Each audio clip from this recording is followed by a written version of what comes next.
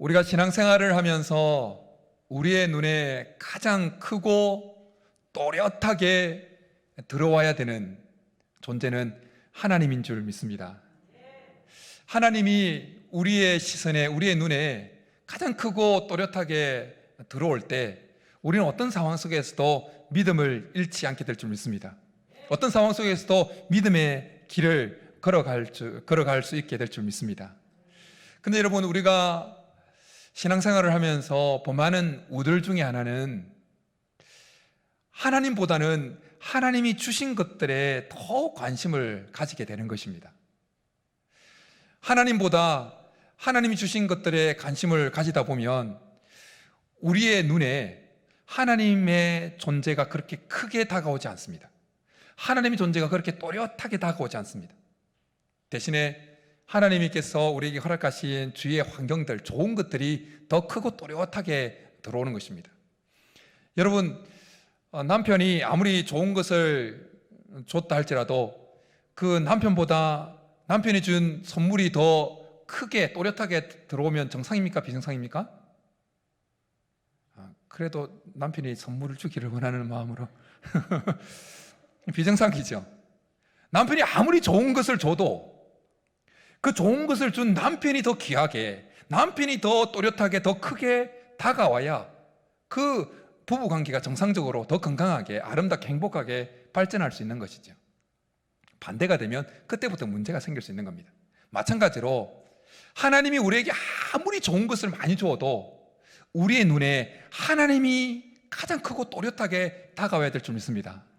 그래야 하나님이 더 주시는 거예요. 하나님이 좋은 거 조금 줬는데 우리의 시선이 하나님께로 향하지 않냐고 하나님 주신 그것에 가 있고, 하나님의 존재는 우리의 시선에서 흐릿해지고 하나님 주신 것이 더 또렷하게 되어지면 하나님 뭐라고 말씀하시겠어요? 요것 봐라, 이렇게 되는 거예요. 그러면 더 이상 안 주시는 거예요. 하나님이 이 사실, 우리가 하나님을 섬기면서 하나님의 존재가 더 또렷하고 더 크게 정확하게 우리에게 보여질 때 우리는 어떤 상황 속에서도 믿음을 지키고 신앙생활을, 믿음의 경주를 끝까지 완주할 수 있다는 사실을 오늘 우리가 읽은 본문을 통해서 하나님은 한 번 더 우리에게 말씀해 주고 있습니다. 예수님은 갈릴리에서의 사역을 이제 거의 다 마무리하시고 하나님께서 예수님에게 부여하신 때가 되어자 이제 예루살렘을 향해서 올라가기 시작하십니다. 예루살렘을 올라가는 가운데 오늘 본문에 일어난 이 변화산에서의 변화된 이 사건은 예루살렘을 올라가는 중에 일어났던 사건입니다. 예수님은 베드로와 야고보와 요한만을 데리고 높은 산에 올라가십니다. 예수님께서 올라가신 산이 어디인지는, 어떤 산이었는지는 정확하지 않습니다. 성경 어디에도 말씀하지 않고 있습니다.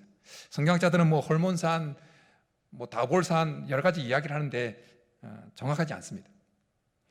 예수님께서 어떤 산에 오르셨는지에 대한 궁금증보다 더 큰 궁금증이 하나 있습니다.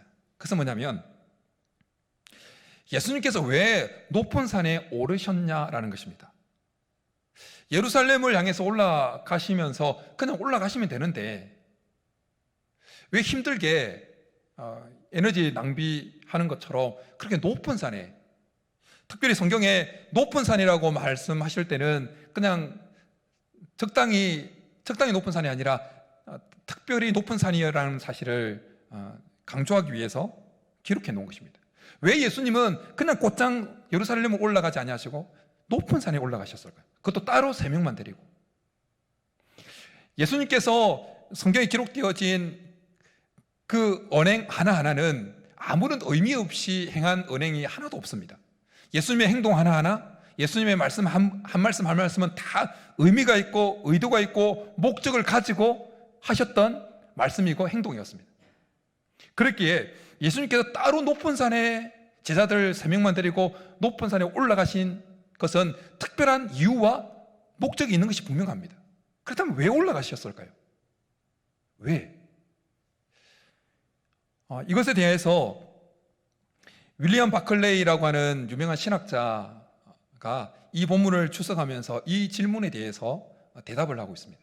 어떻게 대답하고 있냐면, 주의하고 있냐면, 예수님은 제자들에게 지금 예수님 자신이 하고 있는 이 모든 일이 하나님께서 그에게 분부하신 일이라는 사실을 조금도 의심할 수 없도록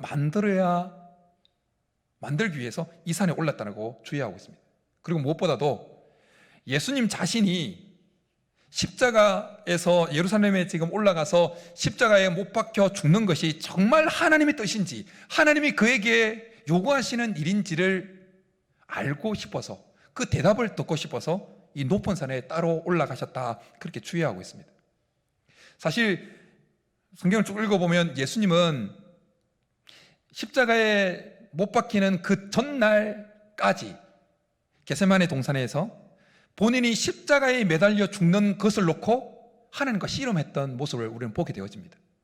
그만큼 예수님에게 있어서 십자가에서 못 박히는 이것은 끊임없이 그를 힘들게 했고, 하나님의 확실한 응답을 받고 움직여야 되는 엄청난 부담을 주는 행위였습니다. 예수님에게 있어서 그를 이 땅에 보내신 성부 하나님, 아버지 하나님은 언제나 예수님에게 가장 큰 존재, 가장 또렷하게 보이는 존재였어요. 그래서 뭔가를 행동할 때 계속 질문을 던지는 겁니다. 하나님께, 하나님, 제가 이렇게 하는 것이 하나님 뜻이 맞습니까? 제가 어떻게 해야 됩니까? 그렇게 했던 것입니다. 그래서 정말 제일 중요한 일, 십자가를 지는 일, 십자가에 못 박히는 일을 앞두고 또다시 높은 산에 올라간 것입니다. 그래서 하나님께 질문을 던진 것입니다. 여러분, 우리에게 하나님의 존재가, 신앙생활을 할 때 하나님의 존재가 가장 크고 가장 또렷하게 그렇게 보여지면 우리는 예수님처럼 질문을 던지며 살 수 있게 되어집니다. 하나님, 제가 어떻게 해야 됩니까? 제가 이 일을 하는 것이 하나님이 기뻐하는 일입니까? 정말 하나님의 뜻입니까? 이런 질문을 던지고 사는 겁니다. 그렇게 할 수 있기를 간절히 축복합니다. 예수님이 자기가 예루살렘에 올라가서 십자가에서 못 박혀 죽는 것이 정말 하나님의 뜻입니까? 이 질문을 가지고 높은 산에 올라갔을 때 예수님은 그에 대한 답을 듣게 되어집니다. 율법을 나누어주는 자들 중에 최고인 모세와 그리고 선지자들 중에 최고로 여겨지는 엘리야와의 대화 속에서 예수님은 그가 십자가에 못 박혀 죽는 것이 하나님의 뜻이라는 사실을 확실히 알게 되어집니다. 그리고 무엇보다도 그 변화산에서 이 세상 어떤 존재보다 위대하고 크신 아버지 하나님으로부터 음성을 듣습니다. 이는 내 사랑하는 아들이요 내 기뻐하는 자니라. 여러분, 이 변화산에서 들려졌던 내 사랑하는 아들이요 내 기뻐하는 자니다라는 이 음성은 한번 예수님이 들었던 음성이지 않습니까? 언제 들었습니까? 세례 요한에게 요단강에서 세례를 받고 무트로 나오실 때 들었던 이야기입니다. 들었던 목소리입니다. 예수님께서 이 땅에 오시면서 어디를 향해서 가고 있었습니까? 십자가를 향해서 가고 있었습니다. 특별히 공생애를 시작하시면서 그 첫 걸음을 내딛게 되어지는데, 그 첫 걸음은 곧 십자가를 향한 첫 걸음이었어요. 십자가에서 죽기 위한 첫 걸음이었어요. 그랬기에 예수님은 부담이 많이 되었을 겁니다. 그렇지만 세례를 받고 요단강에서 올라오실 때 이는 내 사랑하는 아들이요 내 기뻐하는 자라는 아버지 하나님의 음성을 듣고 아버지 하나님을 크고 뚜렷하게 각인함으로 십자가를 향한 첫 발을 힘있게 내디딜 수 있게 되었습니다. 그리고 이제 하나님이 때가 되어서 이제 예루살렘을 올라가야 되는 그 첫걸음을 내딛는 그때에 동일하게 아버지 하나님으로부터 그 내 사랑하는 아들이요 내 기뻐하는 자라는 음성을 들으면서 아버지 하나님의 존재를 뚜렷하게 각인받으면서 또다시 십자가를 향해서 나아갈 수 있는 힘을 얻을 수 있었다라는 것입니다. 예수님의 이런 모습은 믿음의 길을 걸어가고 있는 우리들에게 중요한 것을 가르쳐주고 있습니다. 마찬가지로 우리가 믿음의 길을 걸어가고 좁은 길을 걸어가고 핍박받는 길을 걸어갈 수 있는 힘은 어디서 나오느냐? 하나님의 존재를 가장 크게 가장 또렷하게 각인받을 때, 인식받을 때 일어날 수 있다라는 것입니다. 여러분, 우리의 신앙생활을 하면서 하나님의 존재가 정말 또렷하게 그리고 가장 크게 각인될 수 있기를 간절히 축복합니다. 하나님의 존재가 희미해지면 하나님의 존재보다 다른 것이 우리에게 더 크게 다가오고 다른 것이 더 또렷하게 보이기 시작하면 그때부터 우리의 신앙이 조금씩 이상하게 되어집니다. 오늘 우리가 드려지는 예배도 마찬가지입니다. 여러분, 오늘 여러분들이 예배를 드리러 오셔서 하나님의 존재보다 목사의 존재가, 다른 성도들의 존재가 하나님의 존재보다 더 크게, 더 또렷하게 다가오면 오늘 이 시간 우리는 하나님께 영과 진리로 예배 드릴 수 없는 겁니다. 하나님의 존재가 어떤 존재보다, 이 공간에 존재하는 어떤 것보다, 어떤 존재보다 가장 크고 가장 또렷하게 보일 때 우린 영과 진리로 하나님께 예배할 수 있는 겁니다. 마찬가지로 말씀을 전하는 저가, 예배를 집례하는 제가 하나님의 존재보다 성도들이, 다른 어떤 것들이 더 크게, 더 또렷하게 부각된다면, 다가온다면 저는 제대로 말씀을 전할 수 없을 겁니다. 그냥 성도들이 좋아하는 말씀만, 귀에 좋은 말씀만 전하는 사꾼으로 그렇게 변질될 것입니다. 그러나 하나님이 또렷하게 보이면 정신 번쩍 드는 거죠. 하나님이 가장 크게 인식되어지면, 눈에 들어오면 정신 번쩍 드는 거죠. 목회자가 유혹받는 것이 이것입니다. 성도들이, 지금은 코로나19 때문에 성도들이 30명 본당에 들어올 수밖에 없지만, 그러나 평소 때는 들어오는 인원수가 변동이 생기잖아요. 그러면 인간이기 때문에 예배당이 꽉 차면 어떻게 될까요? 목사의 마음에 기분이 좋아져요. 힘이 생깁니다. 근데 뭐 비가 오고 해가지고, 뭐 휴가철이고 해가지고 성도들이 평소보다 확 줄었다. 그럼 어떻게 될까요? 확 낙심이 돼요. 인간이기 때문에. 근데 그 낙심이 된다는 말은 뭔 말입니까? 하나님보다, 지금 목사인 눈에 하나님보다 성도들의 모습들이, 성도들의 숫자가 더 크게, 더 또렷하게 들어오고 있다는 증거라는 거죠. 잘못되는 거지. 여러분들 저를 위해서 기도해 주셔야 돼요. 목사인 제게 성도들보다 하나님의 존재가 언제나 크고 언제나 가장 또렷하게 들어올 수 있도록, 눈에 각인될 수 있도록 기도해 주시기 바랍니다. 그래야 성도들이 많이 참석하든 안 하든, 분위기가 어떻든 관계없이 이 전체 예배를 하나님 기뻐 받을 수 있는 영과 진리로 드리는 예배로 인도할 수 있는 것입니다. 여러분, 불의 선지자로 그렇게 일컬어지는 엘리야, 그런 갈멜산에서 바알 선지자 450명과 정말 담대한 영적 싸움을 했죠.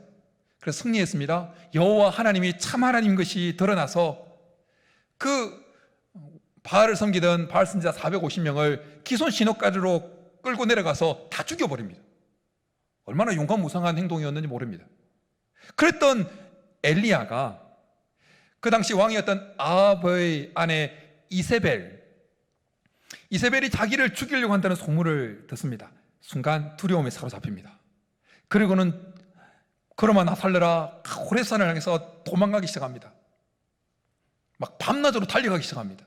그러다가 중간에 너무 지쳐가지고 하나님, 내 목숨 가져가십시오, 죽음을 요청하기도 했습니다.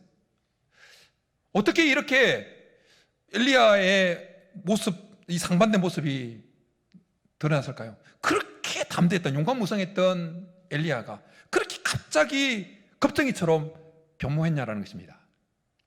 그렇게 변모했던 결정적인 이유는 하나님의 존재가 엘리야 눈에, 엘리야의 시야에 얼마나 크게 또렷하게 각인되어졌냐, 비춰졌느냐, 인식되어졌느냐의 차이라는 것입니다. 하나님의 존재가 엘리야 눈에 정말 크고 또렷하게 그렇게 보여졌을 때, 그는 바알 선지자 450명이 아니라 4,500명, 45,000명도 담대히 맞서서 싸울 용기를 가졌을 겁니다. 그런데 하나님의 존재가 흐릿해지고 이세벨의 존재가 훨씬 더 크게, 더 또렷하게 보이니까 그냥 순간 두려움에 사로잡혔던 것입니다. 스데반이 순교할 때 스데반의 눈에 하나님, 하늘에 있는 보좌가 정말 또렷하게 보였습니다. 그리고 하나님 보좌 우편에 서 계신 예수님이 너무나 또렷하게 크게 보였습니다. 스데반이 돌에 맞아 죽을 때 돌에 맞아서 피를 흘렸습니다. 돌에 맞아 죽을 정도였으니까 얼마나 고통이 심했겠습니까? 얼마나 피부로 느껴졌겠습니까? 그런데 스데반에게 있어서 하나님의 존재는, 보좌 우편에 서 계신 예수 그리스도의 존재는 그들에게 돌을 던지는 그 무리들보다 더 또렷하게, 더 크게 보였던 것입니다. 그래서 그 또렷하게 보이는 예수 그리스도, 또렷하게 보이는 하늘 보좌, 그것으로부터 순교할 힘을 계속해서 공급받았던 것입니다. 그래서 결국 순교의 제물이 되었던 것입니다. 바울이 수많은 고난과 고통 속에서도 세계전도, 복음전도를 계속해서 다닙니다. 그럴 수 있었던 이유도 바울 눈에 하나님의 존재가, 예수 그리스도의 존재가 너무나 어떤 존재보다 더 큰 존재로, 더 또렷하게 보였기 때문입니다. 바울이 다메섹 동상에서 눈이 멀지요. 정오보다 밝은 빛으로 나타나신 부활하신 예수를 만나고는, 그리고 아나니아에게 안수를 받을 때 성경에 보면 비늘 같은 것이 떨어져 나갔다고 합니다. 그리고 다시 보게 되었다고 말씀합니다. 근데 이 다시 보게 되었다고 말씀하는 헬라어 단어에는 다시 보게 되었다는 그 의미만 있는 것이 아니라 하늘을 보게 되었다라는 의미가 있습니다. 위를 보게 되었다는 의미가 있습니다. 비늘이 벗겨졌을 때 위를 보게 되었다, 하늘을 보게 되었다. 그게 무슨 말이에요? 하늘에 계신 하나님을 보게 되었다, 하늘에 계신 예수 그리스도를 보게 되었다는 것입니다. 그러니까 예수 그리스도를 이제 정확하게 보게 되어지니까 수많은 어려움 속에서도 믿음의 경주를 끝까지 완주할 수 있었다는 것입니다. 사랑하는 성도 여러분, 우리의 눈에는 하나님의 존재가 얼마나 또렷하게 보이십니까? 우리의 눈에 무엇이 가장 크게 보이고 또렷하게 보이십니까? 성삼위 하나님의 존재가 더 정말 어떤 것보다 크게 또렷하게 보입니까?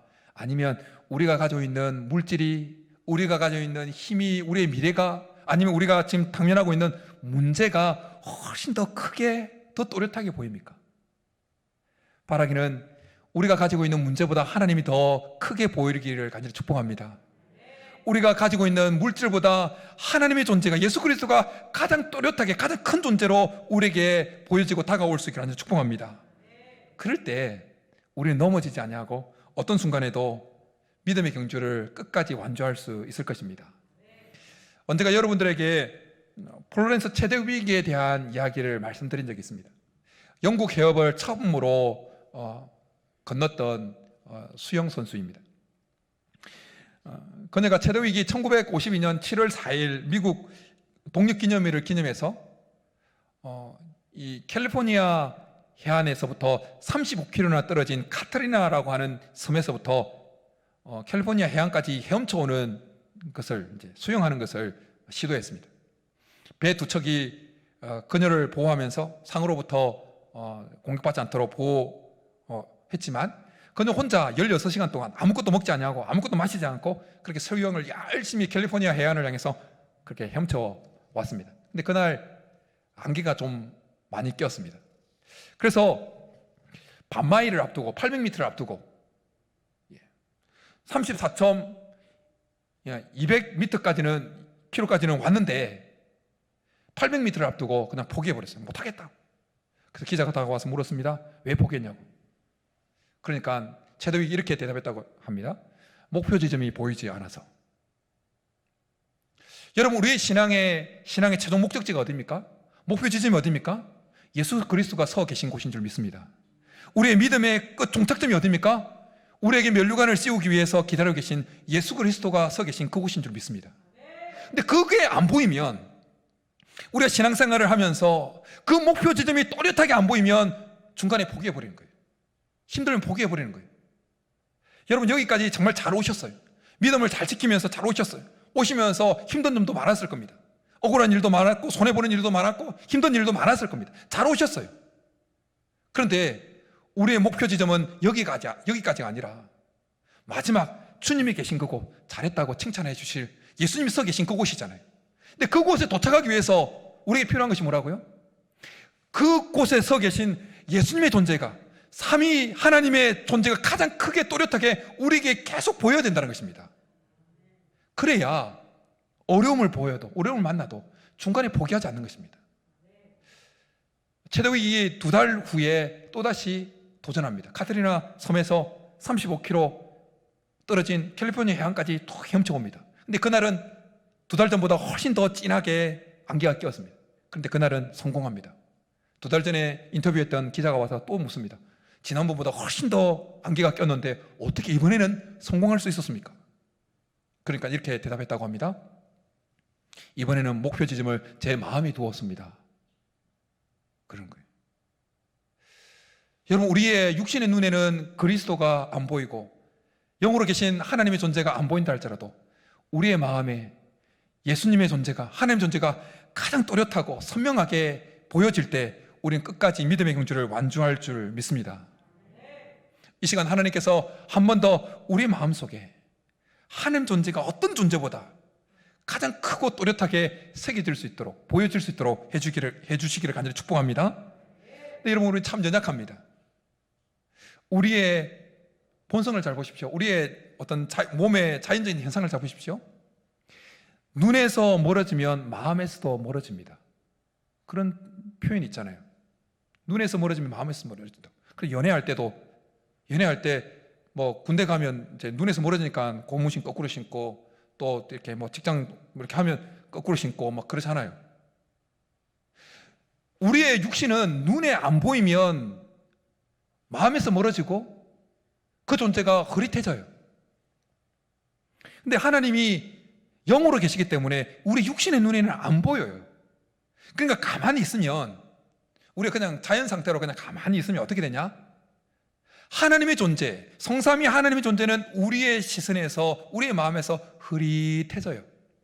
대신에 그냥 우리의 육신의 눈으로 들어오는 우리의 건강, 우리의 문제, 우리의 돈, 우리가 가지고 있는 돈, 이런 것이 더 크게, 더 또렷하게 들어온다는 거예요. 그렇게 가만히 있으면 안 되는 거예요. 그럼 어떻게 해야 될까요? 어떻게 하면 가만히 놓아두면 그렇게 흘러갈 수 있는 그 본성을 역류시켜서 어떤 상황 속에서도 하나님의 존재가 우리에게 가장 크고 또렷하게 보여질 수 있게 할 수 있을까요? 그것은 예수님께서 제자들에게 하신 말씀 속에서 그 비결을 발견하게 되어집니다. 그것은 날마다 우리 자신을 부인하고 우리의 십자가를 지는 것입니다. 날마다 우리 자신을 부인하고 십자가에 죽여서 우리를 부인하고 날마다 우리 각자의 십자가를 지는 것입니다. 오늘 이 변화산 사건이 마태복음 17장에 써 있습니다. 근데 마태복음 한 장 앞인 16장에 보면 이런 사건이 있습니다. 예수님께서 가이사랴 빌립보 지방에 가셔서 베드로로부터 아주 유명한 신앙 고백을 듣지요. 주는 그리스도시요 살아계신 하나님의 아들이십니다. 그때로부터 예수님은 지금까지 제자들에게 계속 묵혀두었던 비밀, 예수님의 십자가 고난과 죽으심 그리고 부활에 대해서 가르치시가 합니다. 그래서 베드로가 예수님을 붙들고 안 됩니다, 절대 그런 일은 있을 수 없습니다.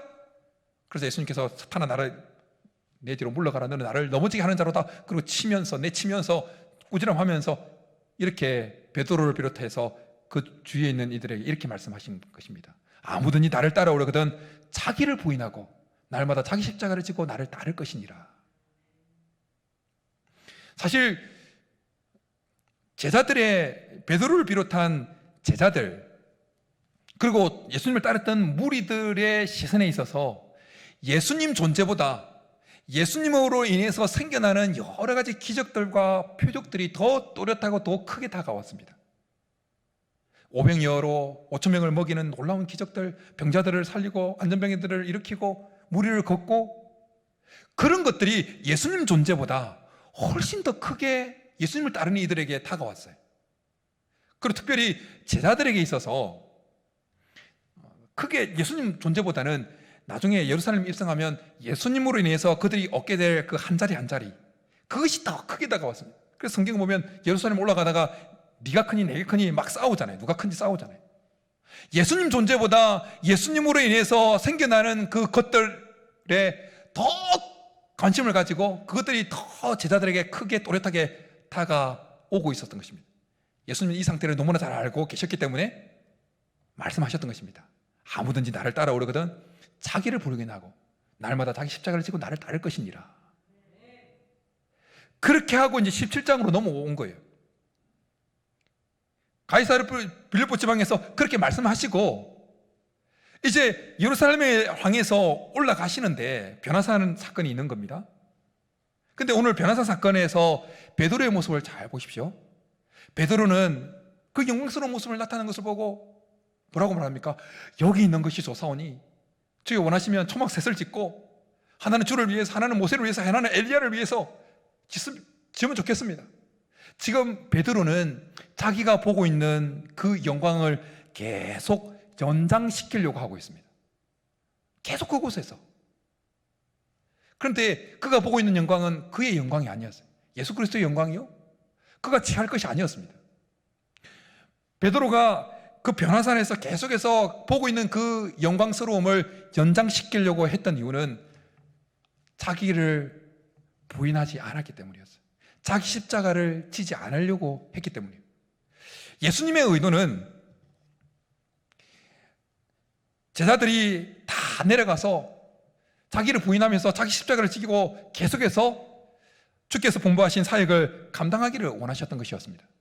그래서 오늘 본문 바로 넘어가면 귀신 들린 아이가 산 밑에 있는 것을 보게 되어집니다. 산 밑에는 여전히 사역할 것이 남아있는 겁니다.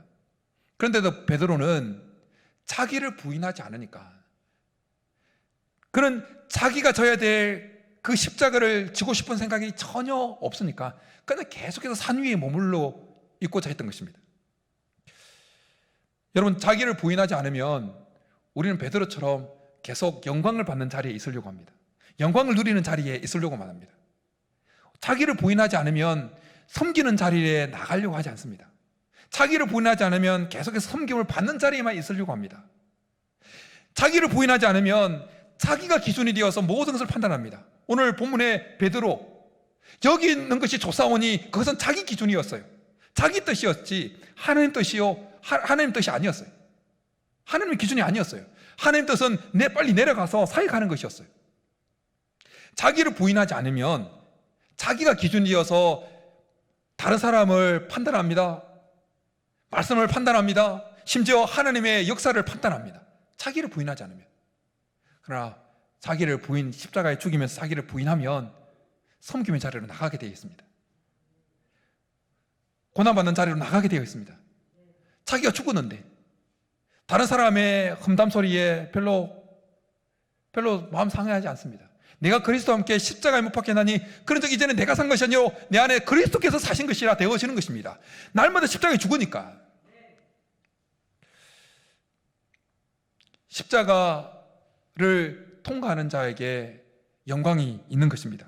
사랑하는 성도 여러분, 우리에게 주어지는 영광은 십자가를 통과하고 난 이후에 주어지는 것입니다.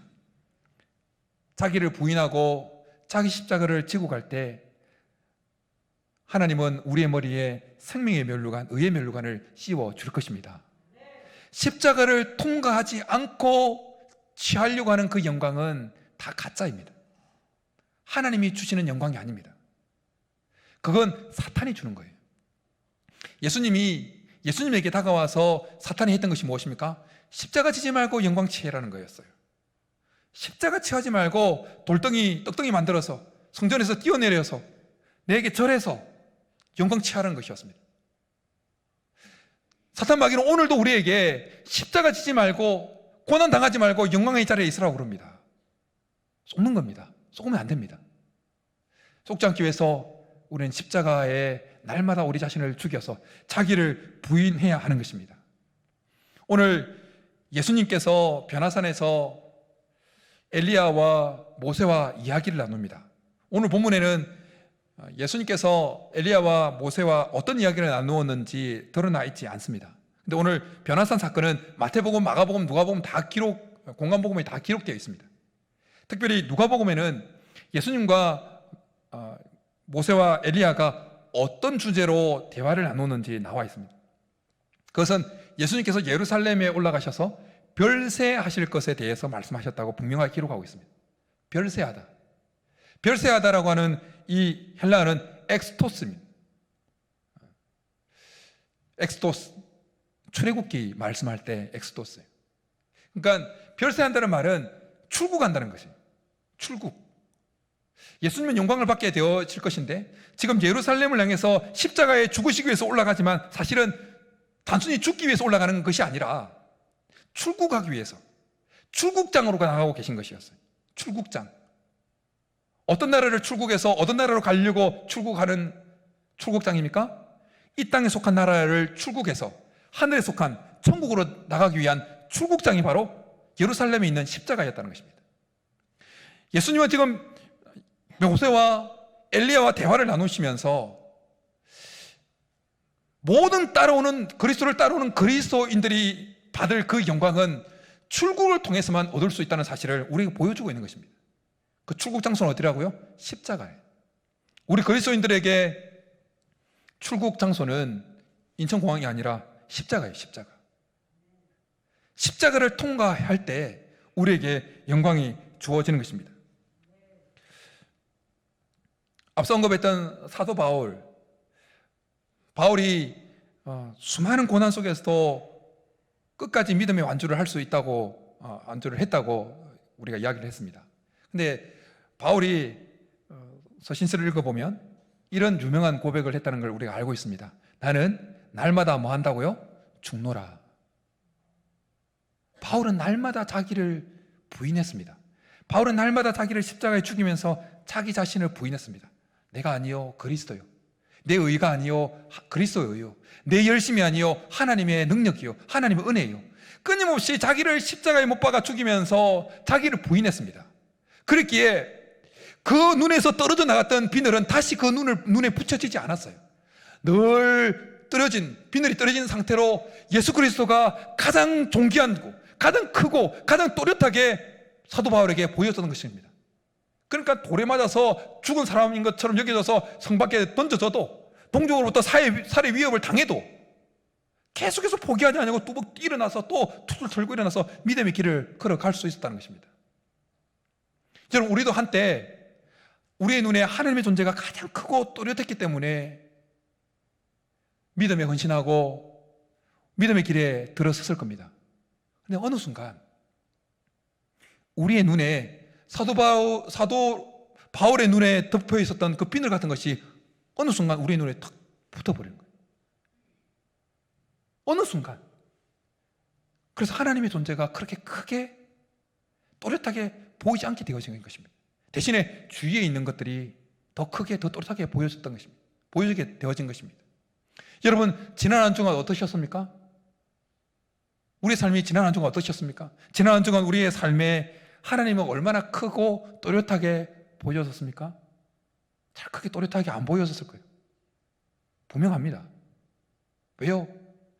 그러나 우리 중에는 지난 한 주간 살아오면서 또 자기를 십자가에 못 박아 죽였던 분은, 또 자기 십자가를 감당했던 분들은 하나님의 존재가 크고 또렷하게 다가왔을 것입니다. 여러분, 우리의 눈에 다시 비늘이 벗겨져야 될 줄 믿습니다. 다시 벗겨지는 비결은 다른 것이 아닙니다. 우리 자신을 또 십자가에 못 박아 죽이는 것입니다. 우리의 성질과 우리의 고집과 우리의 아집을 십자가에 못 박아 죽이면서 우리 자신을 부인해야 되는 것입니다. 나를 자랑하고 싶고 자식을 자랑하고 싶고 내 출세를 자랑하고 싶은 그 마음을 십자가에 못 박아 죽여야 되는 것입니다. 그래야 우리의 영안이 열려져서 십자가가, 예수 그리스도의 존재가, 하나님의 존재가 더 크고 또렷하게 우리에게 보여지는 것입니다. 여러분, 우리의 시선에서 하나님의 존재를 가장 못 보게 만드는 존재가 뭘까요? 우리 자신입니다. 우리 자아예요. 우리 자신이 우리의 삶 가운데 역사하시고 저 목표점 앞에 서 계시는 예수 그리스도, 하나님의 존재를 못 보게 만드는 가장 큰 장애물이 우리 자신이. 예수님의 제자들이 풍랑을 만나서 어떻게 해보려고 막 하지요. 그때 예수님은 고물에서 중고 계십니다. 그런데 제자들 눈에 예수님은 잘 들어오지 않았어요. 잘 들어오지 않았어요. 혼자 자기들이 해보겠다고 합니다. 왜?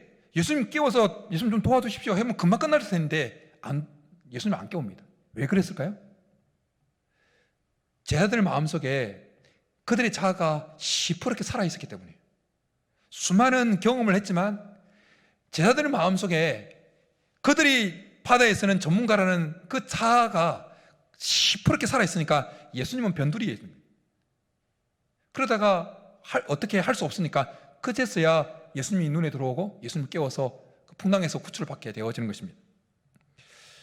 여러분, 성삼위 하나님이 지난 한 주간 우리의 삶에 그렇게 또렷하게 크게 보이지 않았다는 것은 지난 한 주간 우리의 자아가 우리 속에서 시퍼렇게 살아 있었다는 또 다른 증거 중에 하나인 것입니다. 사랑하는 성도 여러분, 이번 한 주 정말 하나님의 존재가 우리에게 가장 크고 또렷하게 보여질 수 있기를 간절히 축복합니다. 그렇게 하기 위해서는 이번 한 주 우리는 계속해서 사도 바울처럼 나는 날마다 죽노라 고백하면서 우리의 자아와 우리의 고집과 우리의 성질을, 우리의 자랑거리들을 끊임없이 십자가에 못 박아 죽여야 되는 것입니다. 그리고 우리에게 주어진, 목사면 목사에게 주어진 자기 십자가, 성도면 성도에게 주어진 자기 십자가, 그리스도인이면 그리스도인에게 주어진 자기 십자가를 묵묵히 지고 나갈 때 우리의 영혼은 밝아져서 하나님의 존재가 더 또렷하고 크게 우리에게 보여지게 될 줄 믿습니다. 그러면 어떤 상황 속에서도 우리는 믿음을 포기하지 아니하고 믿음의 경주에서 끝까지 완주할 수 있게 될 줄 믿습니다. 이런 은혜가 우리 모두에게 있기를 주님의 이름으로 축복합니다. 이 시간 우리 말씀 생각하면서 주가 보이신 생명의 길 함께 찬양하고 기도하며 나가겠습니다.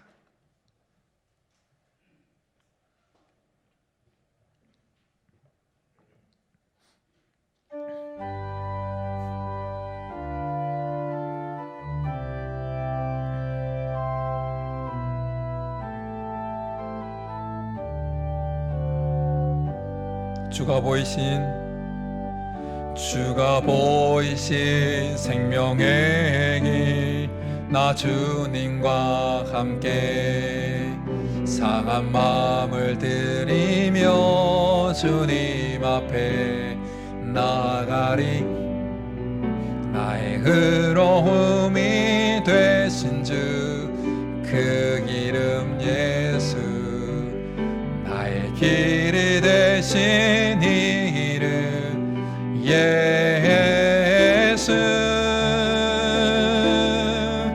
나의 길 오직 그가 가시나니. 나를 단련하신 후에 내가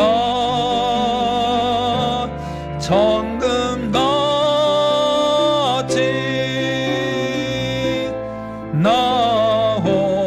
나오리라. 주가 보이신 생명의 길, 주가 보이신 생명의 길, 나 주님과 함께 상한 마음을 들이며 주님 앞에 나가리. 나의 의로움이 되신 주 그 기름 예수, 나의 길이 되신 이름 예수,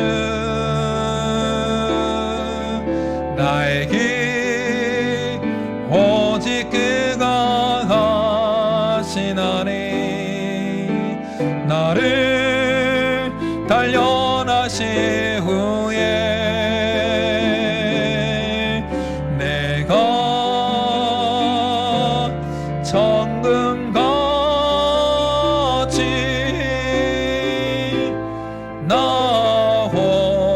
나오리라.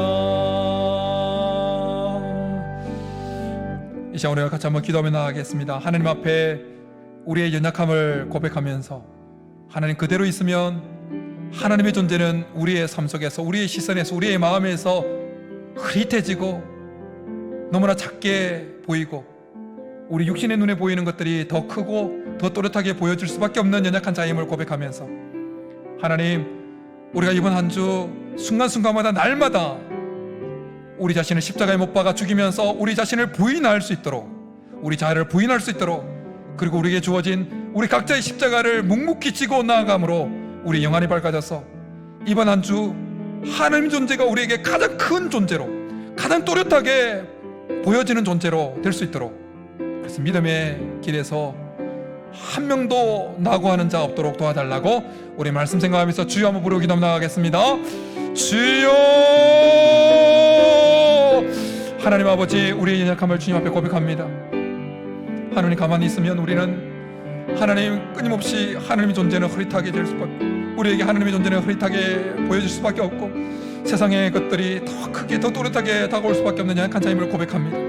살아계신 하나님, 이번 한 주 우리 자아를 십자가에 못 박아 죽이게 도와주옵소서. 십자가에 못 박아 죽이면서 끊임없이 우리 자신을 부인하게 도와주옵소서.